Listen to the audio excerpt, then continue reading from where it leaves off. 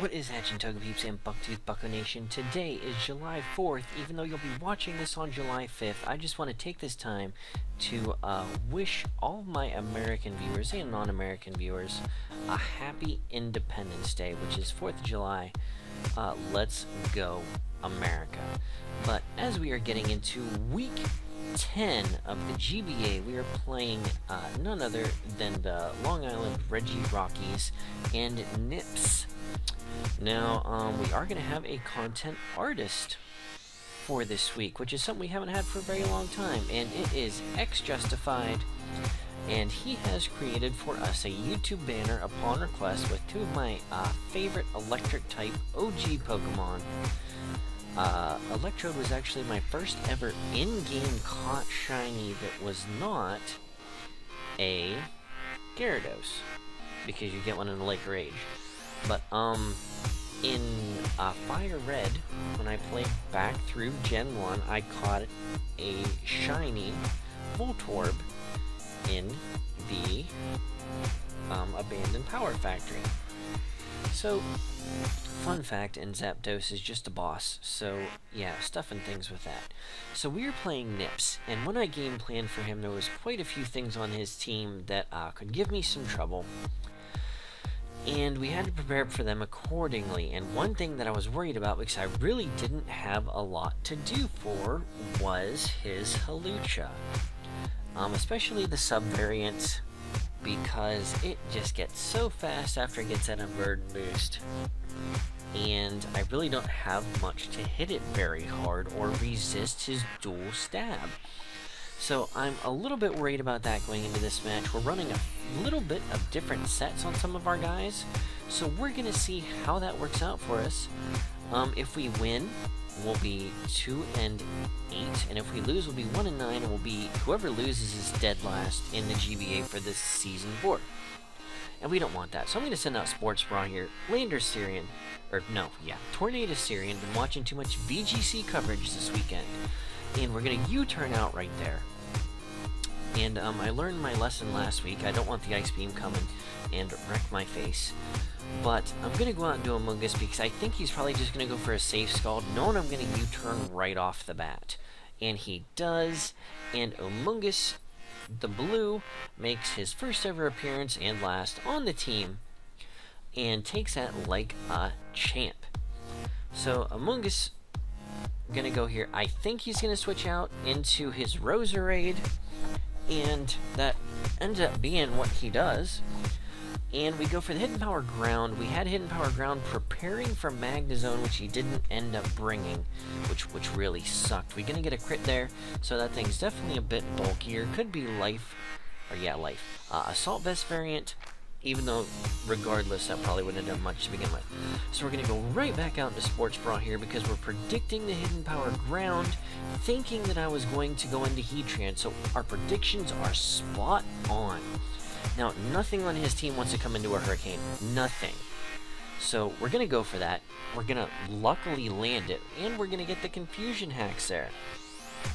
So, ultimately, that doesn't matter because he's going to switch right back out here. And, I'm just going to fire off another Hurricane because I have no fear. I'm going to outspeed, and nothing is going to want to come in and take it. So he's going to bring in his Mandibuzz.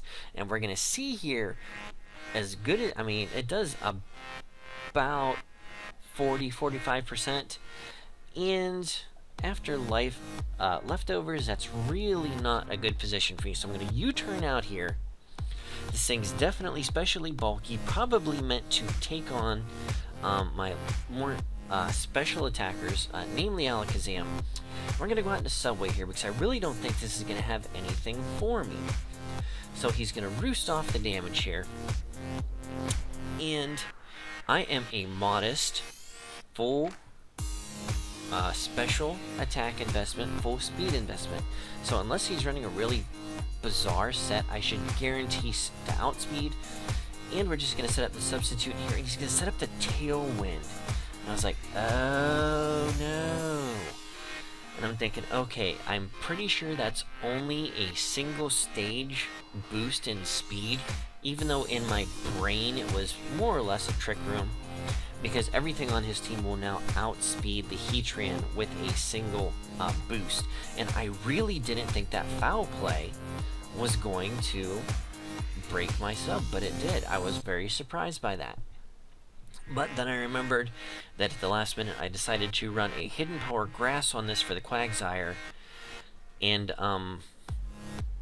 had to put IVs in to attack, because I took it out of most of my Pokemon because I didn't want to be damaged by the foul play. Unfortunately, this was not one of those mons. He's going to bring Quigley back out here, going to get Fire Blasted in the face, and we are going to take out the Quagsire here with Fire Blast. Critical hit. I really don't think that mattered. I didn't run the calcs, but like I said, I'm modest. Max special attack, and that was a Fire Blast to the face. So, he's going to bring out Jigsaw here, and I really think he's going to set up a sub. So, I'm going to go for the Fire Blast. And I was like, holy crap, he went for the sub. I got it. I nailed him. Fire Blast. Miss. I was like, oh no, no, no, no, no, no. That was not what I wanted to happen. So I'm like, okay, what can we do? He's got to go for the high jump kick or a fighting type move. We're going to switch out, go to our defensive wall, which is Hitmontop. Hitmontop for defensive MVP. Go tell Baby Nick, aka Mighty Mamoswine, that Hitmontop needs to be defensive MVP. And Intimidate doesn't go through a sub. I was like, what? What do you mean it doesn't affect him? Well, yep, Tub, get your head out of the 4th gen mechanics. So we're going to switch out here. He's going to sub up, and he's going to get his Citrus Berry. So now he has the Unburdened speed. So I'm like, crap, what can I go out to? And I go out to this thinking maybe I'd take it a little bit better, and I don't. And I just don't have a safe switch at this point. So unfortunately, my Tornado Syrian goes down. I was just like, oh crap, it's the beginning of the end. Now, I know I can take anything at this point unless he's carrying some bizarre move. I know I can take an Acrobatics at about half, and I do, and I'm just going to fire off the Ice Punch here. Now, this was a bizarre set that was recommended to me by a friend that is actually a Choice Scarf variant, which was meant to catch a non-speed invested Jirachi in the event that it came down to that, which it turned out he had. So it was a good call bringing it. He's gonna predict the Aqua Jet coming there, and switches out into Roserade, which goes down, which is nice because I really wanted to see that thing go down. So he's gonna bring in Jirachi, and I know he really can't do much to me unless he's rocking like some bizarre Hidden Power Ground, which he very well could because Jirachi has base 100 special attack, and that would probably hurt. So I'm just like, okay, he's gonna paralyze me here, and I guess I really didn't. I was so unhappy when I saw the paralysis come down and not like an Iron Head or a Psychic or a Thunderbolt, because I could take those. No, I get paralyzed. So he's gonna bring in Brigadier here. And I'm just going to... And he has Cloud 9. And I'm like, why does he have Cloud 9? Is he really worried about me bringing a weather team again like I did against Shady Penguin? But I really thought he'd have Natural Cure because, I mean, my defensive wall I have used Toxic on almost every single week. And I sub up on the switch as he brings in the Altaria. Sorry, I'm a turn behind. And I just Flash Cannon as he switches back out into Mandibuzz. I'm like, son of a gun, there's nothing I can do to this thing. I can keep Fire Blasting and hope eventually I either A, get a crit, or burn it, which is going to give me that extra residual damage, which I believe is just a little bit more than what his leftovers recover. So I'm like, okay, he's going to go for the Roost, and I get the burn on the Fire Blast. I'm like, thank you. But unfortunately, that really isn't going to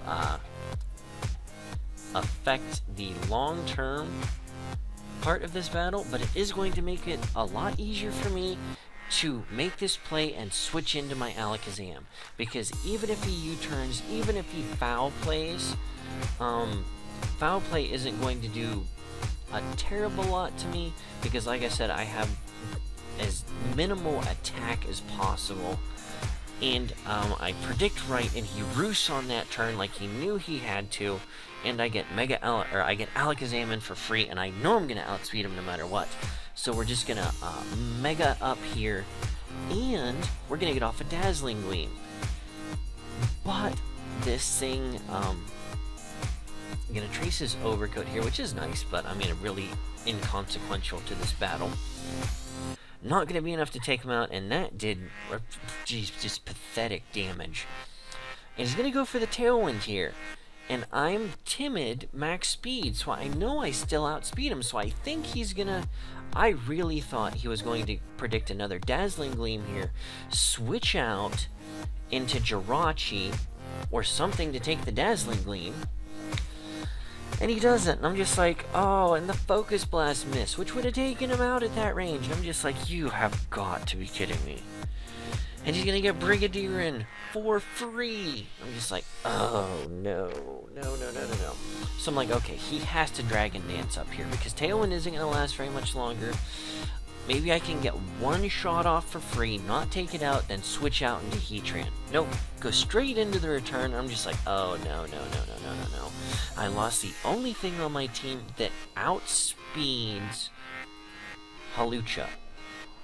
I'm just like, oh, that's fantastic. That's really fantastic. So I bring out Defensive MVP, and lo and behold, the Intimidate works this time. Yay, not behind a sub. But anyways, gonna go for Toxic because I want to get residual damage on this thing, because if he's not running a Roost set, it's really going to slow down what he can do. So he's at +1 speed. The Tailwind peters out, and base attack because of the Intimidate. So now he's at +1, +2. I'm like, okay, I want to get the Earthquake, and I want to get as much damage on him as possible. Then I'm going to switch out, be able to tank a return by my Amoonguss. This was Ev specifically to be able to take a +1, well, to be able to take a +1 attack and then fire back. And he's at +1, and I'm well over half. I'm like, okay, excellent. I have Black Sludge, excellent. Now, he's poisoned, so I can't go for the Spore here. He's gonna go for the Earthquake, and I'm like, that's not gonna do enough, and it doesn't. I'm like, thank you. Clear Smog coming out, gonna clear all that up, and the Toxic is going to take him down. Mega Altaria is down. Thank you. But now this just makes a clear path for his Hawlucha to come in, and I'm just like, oh, no. Nothing on my defensive core can touch this. And I'm like, oh, no. So, Amoonguss goes down to an Acrobatics. And I'm going to bring in Defensive MVP at this point, and I should have hard switched out right here, but I didn't. I was so thinking I had a stronger attack at this thing with, like Stone Edge, like I normally bring, or Close Combat like I normally bring. Then I'm like, oh no, he might bring Snorlax. I'll need freaking Low Kick. Nope, didn't bring it. So I really thought that was going to come to counter the Heatran, which wrecks the rest of his team. And he gets a sub up, and 2 Low Kicks isn't going to be enough to take him down, which is the only attack I have that will hit him outside of Rapid Spin. And he's going to get the High Jump Kick off, not miss. I knew he'd have to go for the High Jump Kick here, and if he missed, it would at least do half damage, and I could get the hit off. But unfortunately, nothing I can do with him behind the sub, and he found his opportunity, and he made excellent work of it. So congratulations to Drew, aka Nips, coach of the Long Island Regi Rockies. Yes, congratulations, not being dead last in the division, the league, which I am now. So we finished dead last in the league, which at this point, isn't bad for us. I mean, yeah, it sucks that we finished dead last, but we're going to take the positive out of this. We get the very first overall draft pick in the next season. And unless they kick me out for sucking so bad, I'm going to be back, ladies and gentlemen. OldManTup does not tuck his tail and run in shame. He regroups, comes back, and fires on all cylinders. So what we're going to do is we are going to consider franchising a couple of our mons. I believe we can only do one. We really haven't gone in depth with discussion on that at this point. But for those of you who aren't familiar with sports, pretty much what it is I will give up some of the points that I would have in my draft to keep a mon on my team without having to redraft it. Say Heatran. If I wanted to what's more or less known as franchise tagging in most sports, what that means is I would keep him on my team for an additional year, but it would cost me some of the points that go to my draft. So instead of being able to draft lower tier mons, they would almost all have to be lower tier after I meet my quota for teams. So we're looking into that, and I'm asking around some of the other coaches to see who everyone is franchising, because depending on who everybody else franchises will depend on who I franchise, if I franchise anyone at all. So yeah, enough of that. We end the season 1-9, tying Steve, our departed hero, from what I believe one of the all-time worst completed season records. So all we can do is look forward, look into the future, and build for a brighter tomorrow, guys. So alright guys, this has been OldManTup. Thank you for sticking with me through all of these rough weeks and terrible plays. I appreciate it. I want you to know I read every comment, even though if I don't get to reply to all of them, I apologize. The best way to get a hold of me is on Twitter. I try to reply to everyone on Twitter, mostly because I have the easiest access to that at it being on my phone and such. So alright guys, we are one season deep into the long-term franchise, which is the Pittsburgh Pirattatas. Thank you very much for sticking with me. Thank you for your views, and thank you for your support. This is OldManTup signing off the end of Season 4 with a 1-9 record. Alright, Bucktooth Bucko Nation, we'll get him next year. Catch you on the flip side, guys. Peace out.